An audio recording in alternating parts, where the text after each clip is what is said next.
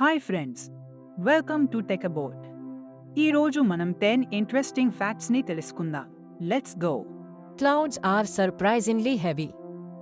మనకు ఆకాశంలో కనిపించే క్లౌడ్స్ చాలా తేలికగా అనిపిస్తాయి. కానీ ఒక నార్మల్ క్యూములస్ క్లౌడ్ దాదాపు 1 మిలియన్ పౌండ్స్ అంటే 4,53,592.37 కిలోగ్రామ్స్ ఆఫ్ వాటర్ను కలిగి ఉంటుంది. ఈ వాటర్ చిన్న డ్రాప్లెట్స్ రూపంలో ఉంటుంది. వాయు ప్రవాహాల ద్వారా క్లౌడ్స్ తేలుతూ ఉంటాయి. Earth's golden core. ఎర్త్ కోర్లో చాలా ఎక్కువ క్వాంటిటీలో గోల్డ్ ఉంది.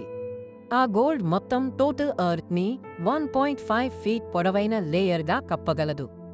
ఎర్త్ నిర్మాణ సమయంలో ఈ గోల్డ్ బరువైన సబ్స్టెన్స్ గా ఎర్త్ కోర్లోకి దిగిపోయింది. Vending machines in Japan. జపాన్లో 50 lakhsకి పైగా వెండింగ్ మషీన్స్ ఉన్నాయి. అంటే ప్రతి 23 మందికి ఒక వెండింగ్ మషీన్ ఉంది. ఇవి కేవలం స్నాక్స్, డ్రింక్స్ కాకుండా ఫ్రెష్ ఎగ్స్, టాయ్స్ మరియు హాట్ మీల్స్ అందిస్తాయి. ఈ కన్వీనియన్స్ జపాన్ టెక్నాలజీ డెవలప్మెంట్ ని తెలియజేస్తుంది. Wisdom teeth and evolution. మన పూర్వకాల యాన్సెస్టర్స్ తినే కఠినమైన ఆహారం కోసం విజ్డమ్ టీత్ ఉపయోగపడేవి. కానీ ఫుడ్ సాఫ్ట్గా మారడంతో ఇవి అనవసరంగా మారాయి. ఈ రోజు 35% మందికి ఈ విజ్డమ్ టీత్ అసలు పుట్టవు. ఇది మనను చూపిస్తుంది. Male cats in Belgium. 1870లో బెల్జియం గ్రామంలో బలవంతంగా క్యాట్స్ను లెటర్స్ పంపడానికి ఉపయోగించారు. 37 క్యాట్స్ను ఈ పని కోసం ట్రైన్ చేశారు. కానీ క్యాట్స్ స్వతంత్రమైన ప్రవర్తనతో ఉన్నందున అవి సగం దూరం వెళ్ళాక వాటికి చెప్పిన దారిలో కాకుండా అవి వాటికి ఇష్టమైన దారిలో వెళ్ళిపోయేవి. ఆ లెటర్స్ చేరవలసిన టార్గెట్స్కి చేరేవి కావు. అందువల్ల ఈ ఎక్స్పెరిమెంట్ ఫెయిల్ అయ్యింది. Octopus and it's DNA editing ability. ఆక్టోపస్లు స్ట్రింగ్ ఆఫ్ పర్ల్స్ వలె చాలా విశేషమైన జంతువులు.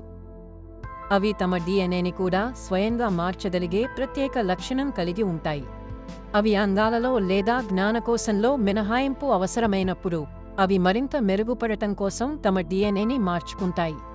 ఇది వాటి జీవనశైలి లేదా పరిసర పరిస్థితుల కోసం అనుకూలంగా ఉంటాయి. The smell of space.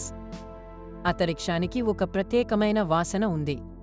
ఇది డీజిల్ ఫ్యూమ్స్, గన్ పౌడర్ మరియు బార్బెక్యూ లాగా ఉంటుందట.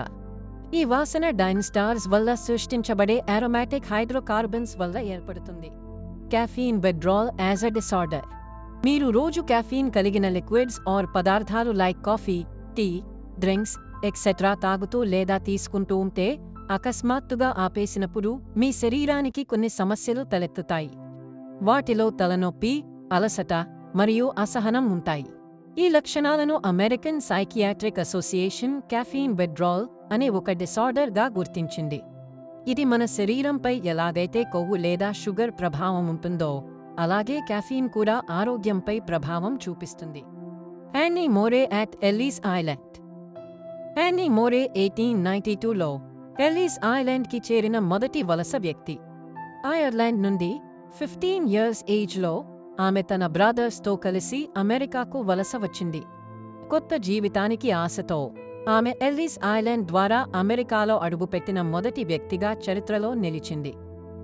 మిసిసిప్పీ రివర్స్ లాంగ్ జర్నీ. మిసిసిప్పీ రివర్ ప్రపంచంలోనే పొడవైన నదుల్లో ఒకటి.